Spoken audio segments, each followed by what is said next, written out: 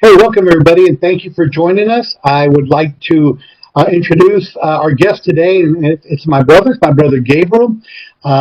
He's traveling right now, but gave us the honor to be with us. So thanks for joining us, Gabe. We appreciate it. Absolutely. Appreciate the invite. And these are the readings for this Sunday. So the one thing I wanted to share is see this up here. It says lectionary. What's a lectionary? There are you see two books sometimes during mass. They walk in, they have one's the actual Bible, the other one's a lectionary. The lectionary is a compilation of the readings for that day. So sometimes you may think they're carrying a Bible, but it's actually the lectionary. So this happens to be lectionary 108. And then if you were to turn that, by the way, they're different in different countries. But in our country, if you were to go to 108, these four readings would come up for this reading on this Sunday of the 16th Sunday of Ordinary Time. So as you can see, we're going to do the Genesis, the Psalm, the Colossians, and then also Luke. We'll share some readings, and then we'll review the readings as we go through. So let me begin with the first reading. So it's from Genesis chapter 18, verses 1 through 10a. The Lord appeared to Abraham by the terebinth of Mamre, as he sat in the entrance of his tent, while the day was growing hot. Looking up, Abraham saw three men standing nearby. When he saw them, he ran from the entrance of the tent to greet them, and bowing to the ground, he said, "Sir, if I may ask you this favor, please do not go past your servant. Let some water be brought, that you may bathe your feet, and then rest yourselves under the tree. Now that you have come this close to your servant, let me bring you a little food, that you may refresh yourselves, and afterwards you may go on your way." The men replied, "Very well. Do as you have said." Abraham hastened into the tent and told Sarah, "Quick, 3 measures of fine flour, knead it and make rolls." He ran to the herd, picked out a tender choice steer, and gave it to a servant who quickly prepared it. Then Abraham got some curds and milk, as well as the steer that had been prepared, and set these before the 3 men. And he waited on them under the tree while they ate. They asked Abraham, "Where's your wife, Sarah?" He replied, "There in the tent." One of them said, "I will surely return to you about this time next year, and Sarah will then have a son." So, some highlights for me, that came out of this. This is kind of why I like the whole idea of kind of doing a little prep work, because it's kind of hard to piece all this together when you're sitting there hearing it for the first time in Mass. By the time you're focused, you may have missed the very first part, the Lord. And you might have picked up, appeared to Abraham, and all of a sudden, there's 3 men. So, there's the story. It's got 3 men in it. But we missed that part. The Lord appeared to Abraham in the form of these 3 men. Okay, so one of the first bullets that I have here is that different scholars, different scholars look at this. Some scholars say these 3 men are God, and these 3 men represent the Father, Son, and Holy Ghost. Because remember, back in the Old Testament, here with Abraham, nobody ever saw God. None of us, nobody in the history of mankind has ever seen what God looks like. We've seen Jesus, but we've not seen God. So God comes in different forms. In this form, it happened to be three men. Some scholars say it's the Trinity. Others say it's God and 2 angels. Matter of fact, in this picture, this one image, there's 100 images, but this image also even shows that one of them's got a little different kind of clothing. I didn't know if that was a shade or actually clothing. I think it's clothing, so maybe that's the God and the other 2 angels. Other people say it's all 3 angels. They're all angels of God. So not really. We're not going to sit here and debate, because I think the important piece is that no matter which one you believe in, it's all God sent them. And then always be ready to serve. So here is Abraham. He knows. He knows these guys are somebody important. He's never met God. He's never met an angel. All he knows is, oh, gee, these guys are important. So immediately he does that thing we've talked about in the past many times about the servant leadership. He's showing again, this isn't Jesus, but Old Testament, we have the prophet Abraham. He's being a servant, and he was ready. Man, the minute he saw somebody, he said, "Oh my goodness! I didn't expect these people here. They're here. Boom! Let me. Hey, Sarah, go make some bread, and let me go get some." One thing that came to mind when I thought about that was my grandmother, my maternal grandmother. My maternal grandmother when we would stay with her, and she'd want us to clean up a little bit. She'd say, "Oh, look how messy it is. You gotta get it cleaned up. What if Jesus showed up today?" What? And that was her mentality. Was, if Jesus showed up today, do you want him to see this mess?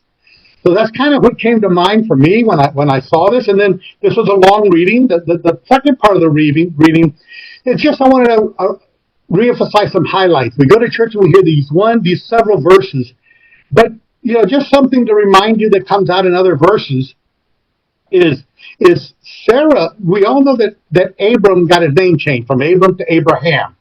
Abram meaning honored father, and then when God said, you're the guy that's going to be the leader of the nations, I'm going to name you Abraham, which means father of many nations. And Sarai, that was her name, and it means my princess.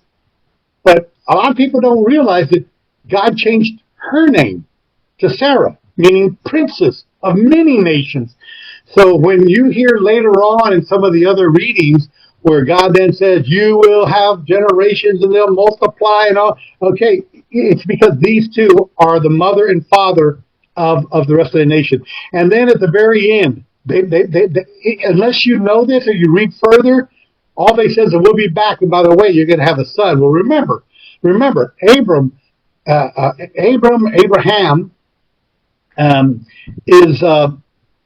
is like, I forget. I want to say he's like 100 years old. He had a prior child, I think Ishmael or something, with a servant of Sarah. But this one was like, I'm going to be back in a year. And the other, if you continue reading this reading, you've got in the background, and this you can see Sarah in the back, and she's laughing like, it's like, come on, man. For real, do these guys know how old I am? There's no way I'm going to be able to. I haven't delivered a child yet. Now you're going to expect me to deliver a child. Well, we know she did. And he was named Isaac. And Isaac he will last, just like his mom did. So, overall theme I got out of this was all things are possible through Christ. So there's my highlights on the first reading. I wanted to see if Gabe, if you have any thoughts or comments, questions. I'm with you. I find it really, really interesting that the three. Whenever I read this during church, I always think to myself of like the three wise men. Is this that the three wise men have now come all the way around? It's full circle. They're back here again. They kind of went off, and we all know how important they were. And is this a full circle for them? Is this Jesus coming all the way back again for them? And that's always really struck me, the three and the Trinity. I never really thought about the Trinity. I think that's another really, really good point. But for me, this has always been, wow, so this is God and three wise men coming full circle. Yeah, you make me think about numerology. If I were, I've thought this often, I haven't done it. If I were to go and get some certification in ministry, there are so many sections, Miriam section, Jesuit section, but one that would be interesting to me is numerology, right? Why is there 12? What's the significance? To your point, to the three, and one thing that I like about that is that a lot of people there's some religions that only preach the New Testament. I like that, and by the way, this is intended for all religions, but we're based on the Catholic readings. But in Catholic belief, the Old Testament is important. And exactly what you're talking about, this is the Old Testament. So here's the three, back to numerology. I hadn't really thought about that because then later on in the New Testament, when Jesus comes around, you've got the three wise men. So, I often think about 11. I think of 12, 14 stations, the seven, the seven stars. I mean, there's so much in numerology. Hadn't thought about the three. That's pretty cool. Any other questions or comments from you, Gabe? No, I hadn't thought about it that deep, and you're right, especially about preparing before church, because you're absolutely right. The first reading, gospel, and then the rest you're trying to think about it. And I hadn't thought about it, but going forward, I think I'm going to read them before I actually get to church. I really appreciate that little kernel there, because you're absolutely right. That's what happens to me in church on Sundays, and this is I'm going to do that. I like that. Well, very cool. The great thing is that you're actually participating and doing actually that for others. Now, the responsorial psalm. This is Psalm 15. And notice it's 2 through 5, right? And what you're going to hear in the refrain or the response is, "He who does justice will live in the presence of the Lord." Now, that's what we say in a Catholic church. Many other churches just read the actual psalm. I'm not going to go through that, but I do want to just highlight. So when you're at Mass, if you're attending Mass, when you're hearing this sung or you're reading this, some of the key words are, well, wait, I'm going to actually back up a little bit. Well, you see this 1A? Why is this 1A here? That 1A there is because this response is in reference to the first verse. Notice this was 2 to 3, 3 to 4, 5 verses of Psalm number 15. 1A is not included here. But if you were to open the Bible, it's going to read something similar to, "The one who does justice will live in the presence of the Lord." And that becomes our response. So when we're responding to that, what are we saying? We're saying that we're saying that if a person walks blamelessly, if he's a person that talks the truth, if he doesn't slander, he's a person that's going to be able, that's going to get justice, in the presence of the Lord. The Lord's going to take care of him.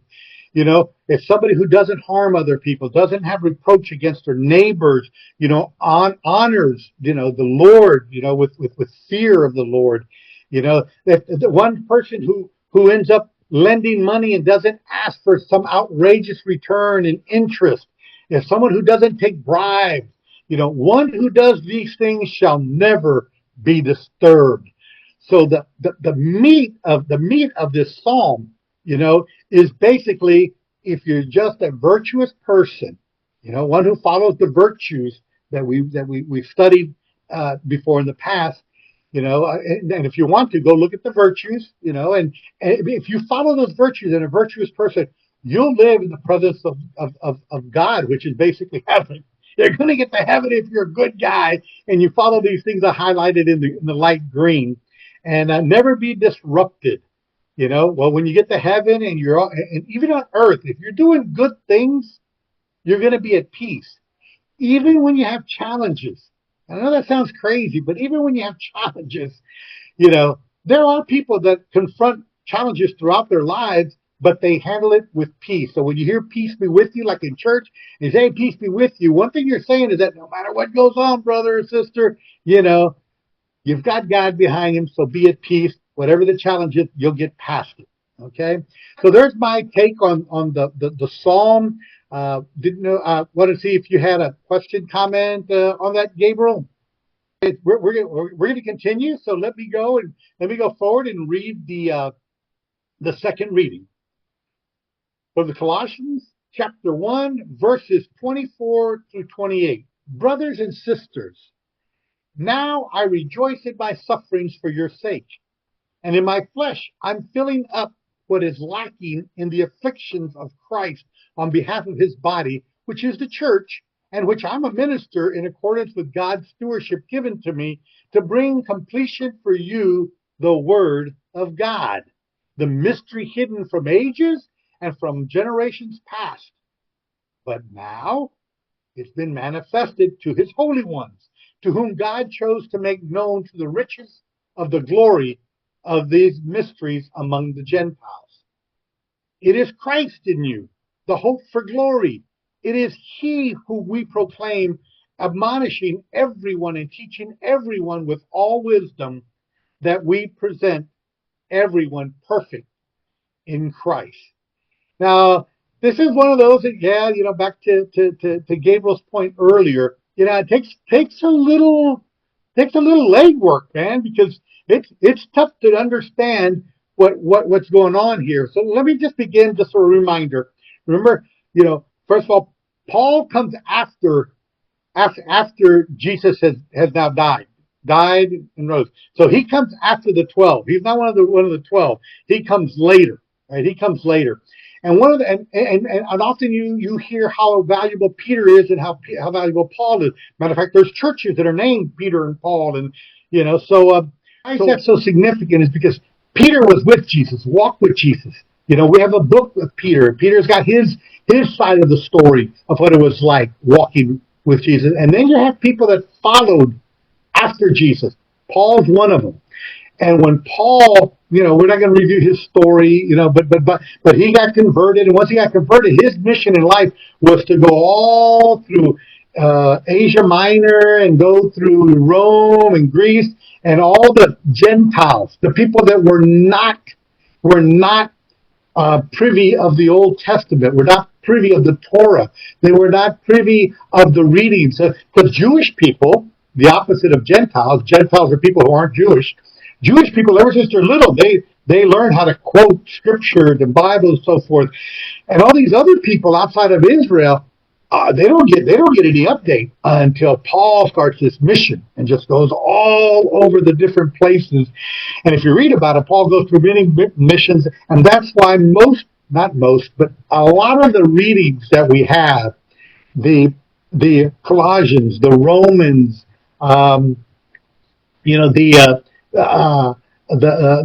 those are all places, that Paul attended while he was spreading the word. And if you look at the map, it's huge where all the different places he goes. And then he's in jail and then writes a lot. That's why there's so many readings or a lot of his writings, because he's in jail for so long. He's writing back to these places he's been. So these Colossians are from one of the areas that he was at. So I want to share that with you because, it's kind of a long-winded way of getting to what is he talking about, this suffering thing? Well, he's talking about he's rejoicing because he's after Jesus. He already knows what Jesus went through and had the right message, and ultimately believes with the apostles that he had been risen. So it's like, well, okay, he went through a lot of suffering. I think that's kind of part of the gig. You got to go through suffering. So you know what? Man, he was happy. You hear about him singing while he's in jail, because he's in jail all the time, because he got persecuted, he had physical hardship, he had opposition. This guy he had Peter. Don't forget, Peter was a guy that sat there and said, this whole thing was for Jewish people. That's why Jesus came. Jesus was Jewish, and all our teachers are for Jewish, and all the apostles focused on the Jewish people. It wasn't until Paul and his group that said, no. I got touched by Jesus, even though I didn't get to see him. I've been touched, and I know he meant not just Jewish people, but he meant for all of the Israelites. He meant for all people, all Gentiles, and that's why he went on this mission. So that's why you see this mystery among the Gentiles, because God's plan wasn't fully understood. A lot of people had interpretations. The Pharisees, the Sadducees, all these people had interpretations of the Torah, right? So everybody thought how it was supposed to be until Jesus comes along, and Jesus comes along, he straightens everything out. He gets his apostles, tells the story, explains the Old Testament, talks about the future. So the point is, God's plan was not fully understood in the Old Testament, but with Jesus, it all got cleared up. And all of us can be saved through the teachings of Christ, not just the Jews, but also the Gentiles. So that's the beef of the second reading. Thoughts, comments, questions, my brother? Yeah, that's very cool. I'd never thought about it like that. In fact, I didn't realize that I didn't realize that was Paul's story, and now it makes so much more sense as to his writings now. And yeah, I appreciate you sharing that. That now Yeah, gives me a new perspective. When I see it's a reading Paul, I'm like, okay, now I can put myself where he was at and why oh why yeah, it's why it feels so different in some of his writings. yeah. Most of them, the Ephesians. He went to all these different places, and a lot. Mostly it comes in the second reading. Sometimes in the gospel, but a lot of the second readings are by Paul, and they were his writings while he went through the mission, or when he was in jail, writing back to those people he had mission with. But thanks for sharing that. I didn't know if we had Francis back with us or not. Um, did you make it back, Francis? Ah, all right. We'll get caught up. I'm going to ask my brother as our guest, if you don't mind. Could you read the gospel for us? The gospel according to Luke. So tell me, 10:38:42. Tell me, Paul, it's what, chapter 10, verses Chapter 10. 38:42? Yes, sir. Chapter Okay. 10, Jesus verses entered a 38. village. Yeah. Jesus entered a village where a woman whose name was Martha welcomed him. She had a sister named Mary, who sat beside the Lord at his feet, listening to him speak. Martha, burdened with much serving, came to him and said, Lord, do you not care that my sister has left me by myself to do the serving? Tell her to help me. The Lord said to her in reply, Martha, Martha, you are anxious and worried about many things. There is need of only one thing. Mary has chosen the better part and will not be taken from her. They actually say no. They're both good.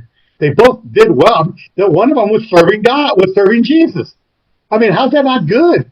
I mean, here's Martha going over there getting food and taking care of him, and what do you need? Come on in, and so how can Jesus not like that? So of course he loved that, and of course he loved the fact that Mary took the time to listen. So often I go through which one's the good one and the bad one, which one am I? Well, my interpretation and many other scholars' interpretations that I've learned from say that it's not about who's right or wrong. It's more about balancing your responsibility between service, serving others, and spiritual growth. In this particular gospel, I think the emphasis, if you took a snapshot, I think a little focus was on Mary because that last comment, So yes, what Martha was doing wasn't bad, but during that particular moment, I think Jesus is trying to make a point that that Mary realizes that it's who I am, right? And actually, by the way, by this time they haven't Jesus hadn't risen their brother's Lazarus. We hear the story about Right. Lazarus and Lazarus being coming back. Well, Lazarus the brother of these two, so they've just always been a close family. So unlike the first reading where Abraham didn't know God, these people know that this is Jesus, right? This is Jesus, and Jesus is basically saying, look, we got to, there's plenty of things to do, all those worldly things. Not that they're not important. You got to pay your taxes, take your kids to school. You got to do all those things, but man, you got to stop and make the opportunity to become spiritually knowledgeable. And I think that's how the gospel kind of ends.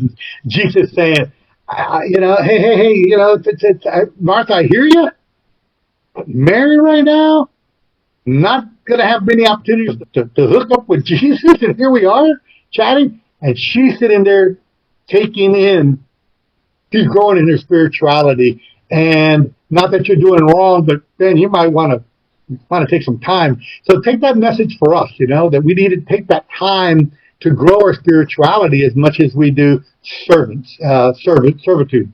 My thoughts on that. Comments, Gabriel, on your end? Thoughts, questions?